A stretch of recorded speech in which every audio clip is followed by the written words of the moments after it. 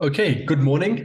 Um, Welcome to today's Tuesday Market Outlook webinar. My name is Prakash Vijayanath. I'm a senior analyst here at Options Play, and today I'm going to be giving you my thoughts and analysis on the current market. So before we get started, just our usual disclaimer. The types of securities, forms, and research tools used in this video are for demonstration purposes only and should not be considered a recommendation by Options Play or a solicitation or an offer to buy or sell any securities. This video is not intended to be used for individual tax, legal, or investment planning advice. Our agenda for today will be starting off with the major equity indices. We'll be highlighting some of those key levels where price is currently at. So we saw a significant rally in the last few weeks, in the last week alone.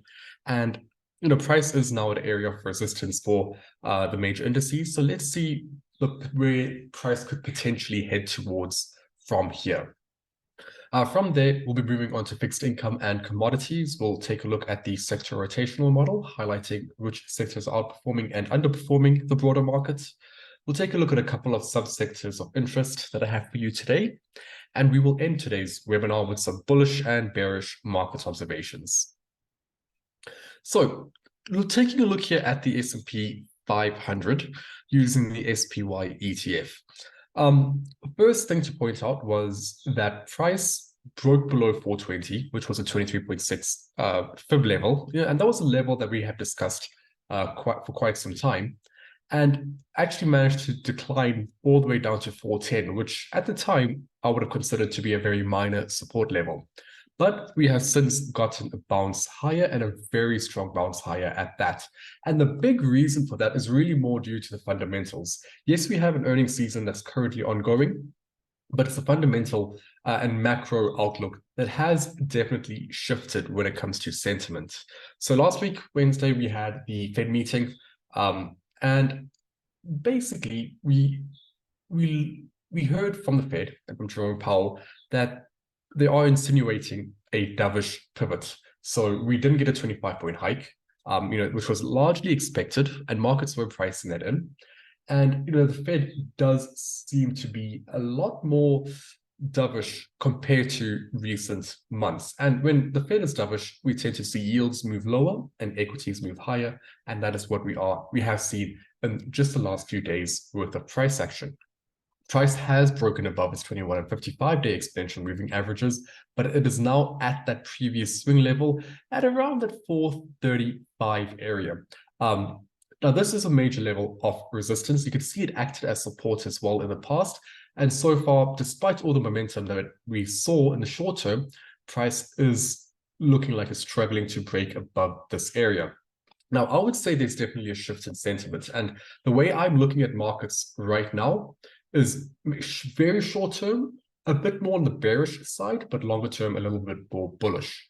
So the reason I say that is because when you look at the amount of momentum and the underlying momentum in the last few days, it is quite significant for price to rally from 410 all the way to 435 in around a week. But we also have positive divergence. So positive divergence occurs when momentum makes a higher low, but price makes a lower low. And that is traditionally a very bullish signal. And the one thing I would add to positive divergence is, even though it's a bullish signal, by the time you identify that the fact that that's low, price would have already made a significantly large move to the upside. And therefore, the risk to reward doesn't favor a bullish setup. Instead, in my experience, what you should be waiting for is a pullback opportunity and further confirmation for price to make a higher low. So for example, if we do see a pullback here for SPY and it declines down to 420, finding some support there, and it starts to bounce higher, that would not only confirm that positive divergence, it would confirm a higher low, and it would also almost confirm an inverted head and shoulders pattern as well. So there'll be multiple confluences if we were to get a move lower. But in the short term, because of this significant move to the upside, and because we are at a minor resistance level, I do think the risk to reward does favor the bearish side just for the short term. However, positive divergence and a potential for a higher low at a major support level does indicate more longer term encouragement. Right, so the NASDAQ 100, looking at the QQQ ETF at a major resistance level here at 370 once again. Price set to open a little bit lower this morning, but lots of momentum heading into this area. And we know technology stocks, they're providing a lot of leadership recently. They are definitely improving in terms of momentum. So we could very well see a breakout soon above this 370 level, or definitely more consolidation. Ultimately, the big question you want to ask yourself is it going to outperform the S&P or underperform the S&P? And with the amount of momentum that technology stocks have, that the NASDAQ 100 is mostly comprised of, I do think the NASDAQ 100 has potential to outperform the S&P, even if it moves in correlation with the S&P. So yes, we do have potential for a limited retracement lower, maybe towards the 21 or 55-day exponential moving averages. But from there, a bounce higher could still be on the cards. And we're looking at 370 and 380 to 385 as the next two key levels to the upside. Okay, so IWM, the Russell 2000, broke above 170. That's the 50% fib level. And now it is at the 55-day exponential moving average, closing in on that 175 to 180 area of resistance, showing some bearish price action yesterday. So still that underperformance is incredibly clear relative to large caps, and set to open lower this morning. Let's see if the price can stay above 170. But when it comes to bullish exposure, focus on large caps. I think small caps with the underperformance, it makes no sense to look into IWM if you are looking for exposure or bullish exposure for the major indices. I think it makes more sense to go for the Qs, to go for SPY, as opposed to small caps, because as you can see, small caps are struggling. Okay, TLT. So TLT, the Treasury Bond ETF. Now we've established a major support level at 8250. This acted as a strong support level during the global financial crisis, and during that time, really around 15 years ago. And now price has reached that level once again. We have seen this initial move to the upside, so confirming that it's a very strong level of support. But looking at the last 2 days of price action, we are seeing a bit of a dip in momentum, especially with the 6-period CCI, which is a red line, starting to move lower. Price reacting to the 55-day exponential moving average. So it looks like we might be in store for a more range-bound market. I do think yields have probably, reached a tipping point, and with lower yields, TLT should move higher. But again, it's all about the momentum here, and I don't really see that much momentum. So it could be in store for maybe a bit more of a range, with this 8250 level holding as a very firm area of support. Okay, moving on to the US dollar. So the US dollar has some ambiguous price action here. Now, a dovish Fed does usually equate to a weaker dollar, because lower interest rates lowers the demand for the US dollar. However, what we have seen is, after last week, we saw the breakdown below that 105.50 level. That was a major area of previous resistance and turning support. Since then, we've seen a bit of a retracement higher, and price is back above this area. So I don't want to take too much of a guess as to where the US dollar is heading, because there is still some underlying momentum. Even though we're experiencing what seems like a dovish pivot, the fact that the US dollar is still able to maintain above 105.50 for now, that does speak to the underlying momentum behind it. So I'm not going to, I don't really have too much of a directional bias just yet for the USD, although again, a dovish pivot does support a weaker dollar. So gold, we have some pretty interesting price action. So price was breaking above plenty of key levels, largely due to geopolitical risk.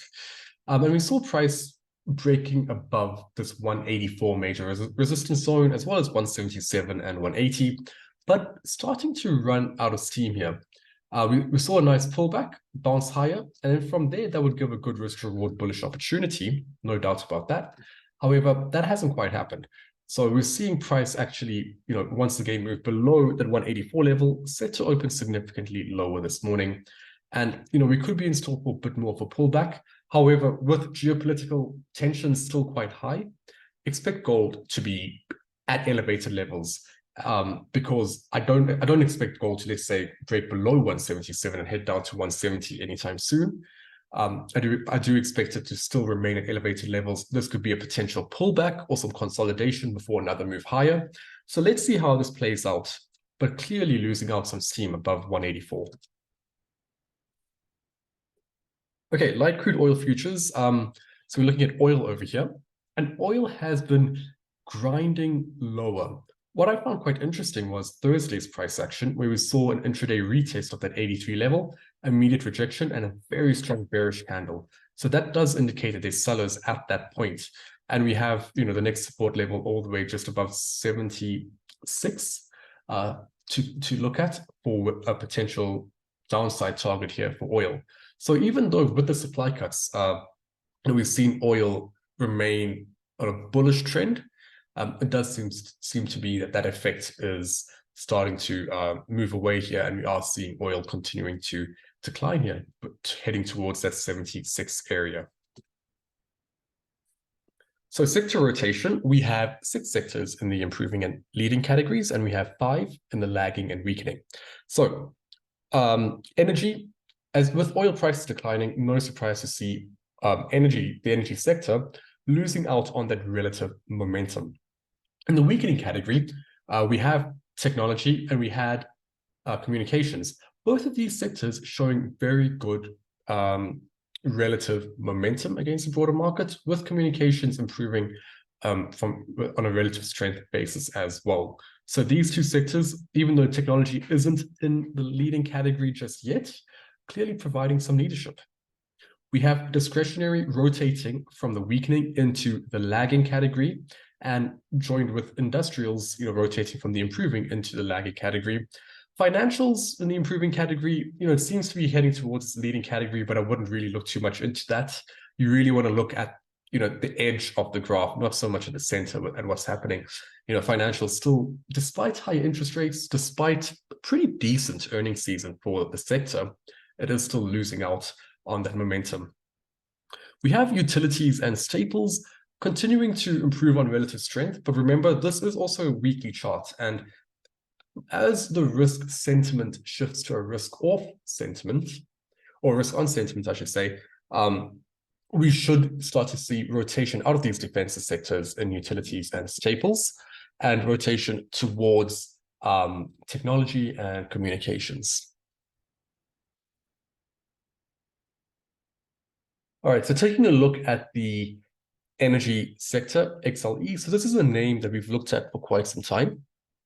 And XLE has been in this somewhat of a range for the last few months, but with that 90, 93 area acting as a major support level.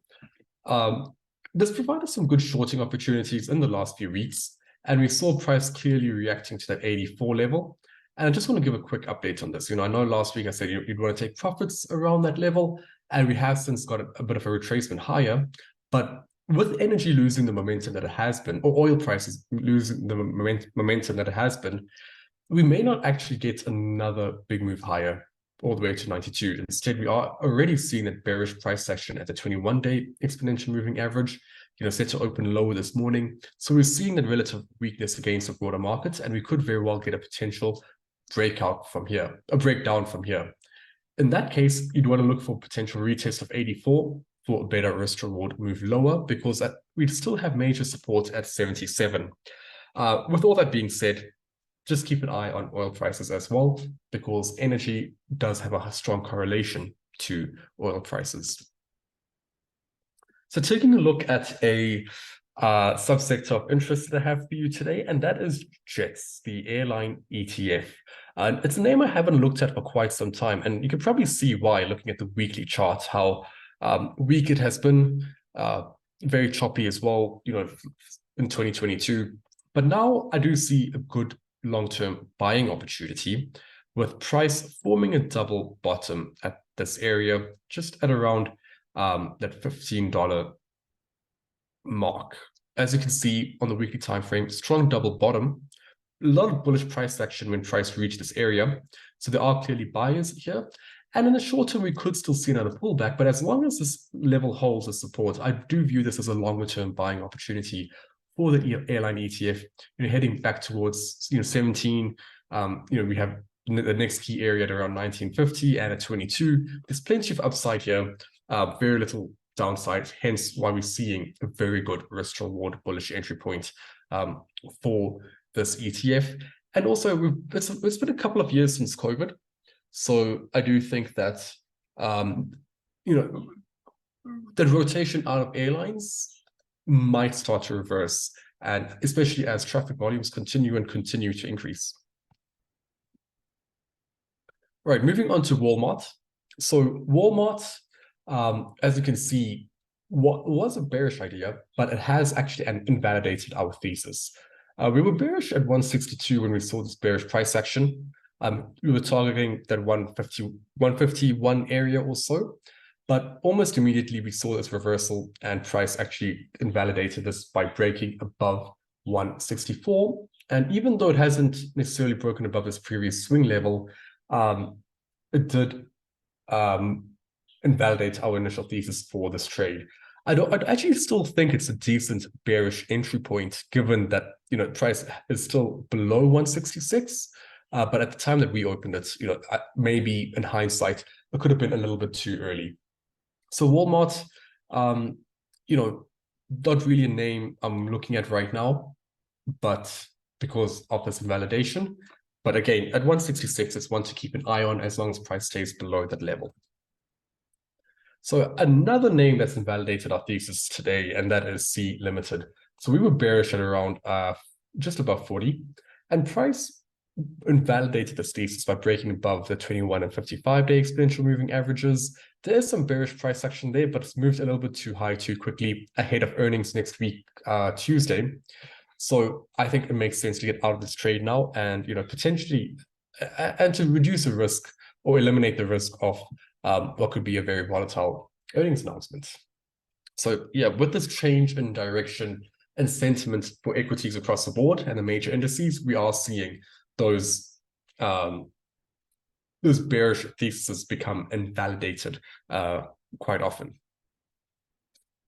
So United Health, this was a name that we were bearish on last week, given the fact that price is at this multi-month major resistance zone. Price did manage to move lower, but finding support at the 21-day exponential moving average. However, from a momentum perspective, it's still quite weak. So I'm going to maintain my bearish thesis, heading for price to head towards that 510 area. Yes, it is moving higher for now, but there's a lack of momentum. And if markets turn lower in the short term, we could see still United Health decline towards 510. So IBM, a bit more of a painful one that invalidated our thesis, and that is because of an earnings announcement followed by the Fed pivot, seeing price breaking above 143. Now, looking at the bigger picture, IBM is still below this 150, 155 area, which is a multi-year resistance zone, which initially prompted us to get into the trade a couple of months ago. We were looking at price heading towards that 120 zone, but on the way they're kind of entering and exiting the trade. But on our second leg with earnings, we saw a gap up in price and price actually breaking above 143. If we see some bearish price action near 150, that would again provide a good bearish opportunity once again. And the same thesis would apply, targeting that 120 downside area for the long term. So a new idea that I have for you today is actually FedEx. It's a bearish idea. And like I said, even though we have seen a shift in sentiment for equities in the last few weeks, that rally has been already a little bit overextended. And I do think there's some shorting opportunities, even if they're very short term in duration. So FedEx broke below the 250 major support level, came back to retest it here, and we saw an intraday rejection on Thursday, Friday, some bearish price action, and even yesterday, some bearish price action. So good risk reward to the downside. I wouldn't stay in this trade for too long, probably a week or so, maybe a week and a half, depending on how things play out. But again, with price being a little bit overextended to the upside, the risk reward does favor the downside in the short term. So another bearish idea that I have for you is actually General Motors. Again, a very short-term play. We have price breaking below the $30 major support level, coming back to retest it, and immediately rejecting it yesterday, set to open lower today. I'll be targeting the previous swing level right there as a downside target. So very much a quick in, quick out kind of trade. But for the bearish trades, given the shift in sentiment, I think it makes more sense to be, a quick and quick out with the bearish setups, because we could very well see equities turn bullish and continue to rally in the medium term. And with that, that is all I have for you today. Thank you so much for joining me, and I hope you all have a great trading week. I will see you next week, Tuesday, for another market outlook. Goodbye, everyone.